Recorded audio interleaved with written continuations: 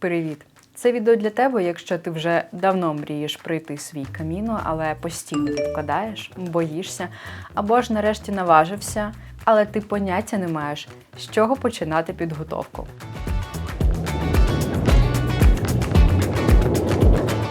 Я пройшла свій каміно один раз, і як це було, ти можеш побачити в моєму блозі. Посиланнячко я залишу під цим відео.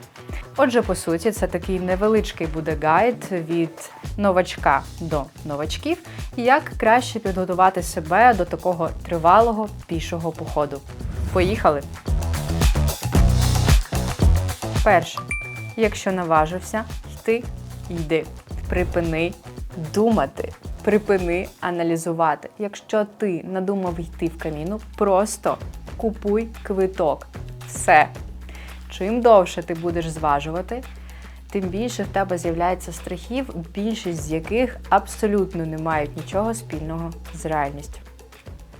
Друге. Пам'ятай, що ти їдеш до цивілізованої країни. Тобто, якщо ти щось забудеш з собою взяти, ти можеш знайти там, можеш це там придбати, тому розслабся. Все одно ти обов'язково щось забудеш, обов'язково щось не передбачиш. Це нормально. Все, що є у нас, там ти можеш знайти і плюс-мінус за тими ж цінами, інколи навіть дешевше. Якщо ти новачок в плані таких тривалих піших походів, вперше йдеш в каміно і соло, то я дуже раджу тобі обирати саме ту варіацію каміно, яка максимально наближена до цивілізації. Тобто шлях з інфраструктурою. Аби на твоєму шляху зустрічалися хостели, альберги, готелі, заклади харчування, де ти можеш елементарно перепочити, перекусити. Звісно, що бути один на один з природою протягом всього каміну – це дуже круто. Але, як на мене, це наступний рівень, коли ти вже більш досвідчений пілігрим. До того ж, якщо ти дуже любиш океан, як я, і обереш прибережний варіант, то, як на мене, ти отримаєш ідеальний баланс. Ти будеш і з природою, і з цивілізацією. Притому цивілізації буде менше. І якщо ти хочеш побути на самоті і в тиші, йди на самоті. Ніби така дивна порада, але насправді багато людей не йдуть в каміно саме тому, що бояться проходити його соло. Звичайно, що це особливо стосується дівчат, тому що всіх нас турбує власна безпека. Це окей, в мене був такий самий страх.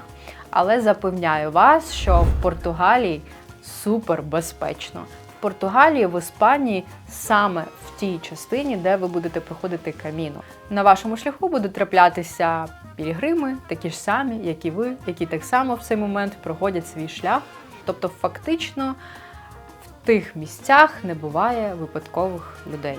Ну і місцеві, які дуже спокійні, які живуть своє розмірене життя і які вже знають, хто такі пілігрими і точно не становлять ніякої загрози.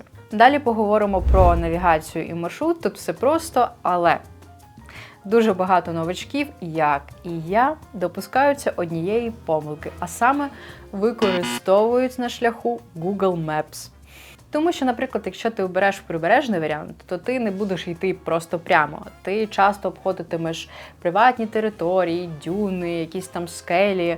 І тому Google Maps тобі буде показувати 1 кілометраж, а по факту він буде значно більшим, і ти не розрахуєш правильно свої сили, що ж робити. І щоб максимально спростити собі життя, просто завантаж собі додаток. Особисто я користувалася Camino Ninja, там є вся необхідна інформація.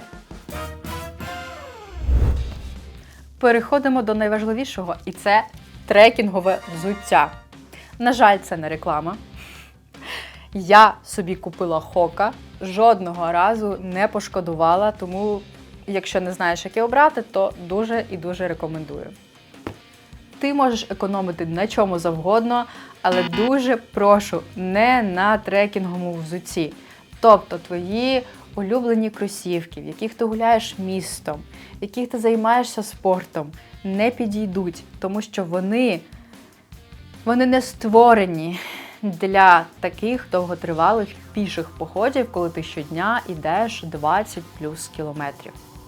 І якщо після цього відео ти все ж таки вирішиш купити собі трекінгове взуття, хоча цього не було в планах, я буду спокійна, тому що протягом всього цього каміно ти будеш згадувати цю пораду теплим словом.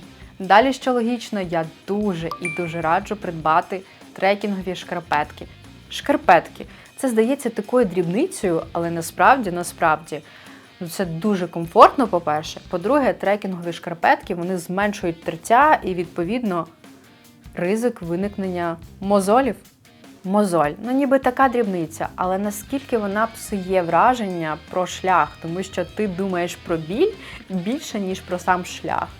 Так, звичайно, що болю не уникнути, тіло буде адаптуватися до таких навантажень, але ми можемо все це максимально мінімізувати, придбавши трекінгове взуття і трекінгові шкарпетки. Йдемо далі. Ну і звичайно ж, рюкзак. Це твій ліпший друг протягом всього каміну, тому варто поговорити про нього побільше. Рюкзак має бути невеличким, вмістким, з підтримкою спини, знову ж таки, для максимального комфорту. І тому наступна річ, на що я дуже сильно раджу максимально витратитися, це рюкзак. Коли обираєш рюкзак, я від щирої душі раджу тобі орієнтуватися саме на заміри ручної поклажі. По-перше, елементарно, це потім буде економити твій час, тому що тобі не потрібно буде чекати на багаж, переживати, що він там загубиться, тому що все твоє завжди буде з тобою і під рукою. По-друге, це економія грошей, нехай невеличких, але все ж таки ти завжди можеш взяти величезний рюкзак, доплатити за нього, як за повноцінний багаж. Але що ти потім будеш з цим робити? Ти будеш проклинати себе на кожному кроці, тому що, повір мені, з кожним кроком ти будеш відчувати вагу свого рюкзака все більше і більше. Одна моя знайома, яка прийшла свій камін раніше за мене, розповідала, що напакувала собі величезний рюкзак, набирала якихось там кофт, штанів, джинсів, і потім дуже про це шкодувала. І протягом свого каміну вона викидала речі, щоб хоч якось зробити свій рюкзак легшим. Далі одяг. Дівчата, брати мінімум. Я розумію, дивовижна природа Португалії, хочеться там собі назнімати суперкрутого контенту в гарних сукнях, але це інший формат. І вже десь на другий день каміну вам буде абсолютно байдуже, як ви виглядаєте. Головне, щоб вам було комфортно. Про ось цю мою трансформацію від дівчинки, яка вдяглася в короткі шорти і білі шкарпетки, до дівчинки, яка була там в трекінгових шкарпетках, в лосинах, в панамі, ви можете побачити в моєму блозі. Я там все детально розповіла. Незалежно від сезону, я дуже раджу взяти з собою хоча б одну фліску, тому що навіть якщо ви йдете влітку, треба зважати на те, що ви будете йти вздовж Атлантичного океану, який є доволі таки непередбачуваним. Я йшла в червні, і я думала, що я не буду знати, куди діватися від спеки, а по факту, коли я йшла вздовж океану, я не знала, куди дітися від холодного, пронизливого вітру. І в мене з собою фліски не було. Не повторюйте моїх помилок. Футболки, штани, лосини, шорти. Все ось це краще, аби було із синтетичних матеріалів. Все дуже просто, вони швидко сохнуть і не так натирають, як речі із бавовни, наприклад. Далі все буде дуже коротко і по факту, такий собі просто чек-ліст, щоб ви точно все необхідне взяли із собою. Нагадую, що ти будеш йти вздовж Атлантичного океану, а отже погода буде непередбачуваною. Треба мати з собою обов'язково дощовик, дощі можуть бути часто. Мати з собою панаму, кепку і SPF крем. Обов'язково сонце, ви розумієте. Фляга для води. Її буде завжди де набрати, і якщо спекотно, у вас буде завжди вода дуже приємної, прохолодної температури. Аптечка. Тут тільки ти знаєш, що тобі саме потрібно, але із необхідного гідроколоїдний пластир. Наприклад, Compeed. Він реально лікує мозолі. Перевірено. Косметичка. Беремо тільки те, що нам дійсно необхідно. Як ви знаєте, якщо ми говоримо про ручну поклажу, то косметичка має бути прозорою, відповідного розміру. І всі рідини ми заливаємо у такі прозорі пляшечки. Теж вони мають бути відповідного розміру. Здається, до 100 мл. І, звичайно ж, мати з собою рушник, який швидко сохне, який компактний. Ось. В туристичних магазинах не проблема знайти такі. Ще я знаю, що деякі пілігрими беруть з собою постільну білизну, беруть з собою палатки, тому що не всі альберги є суперчистими.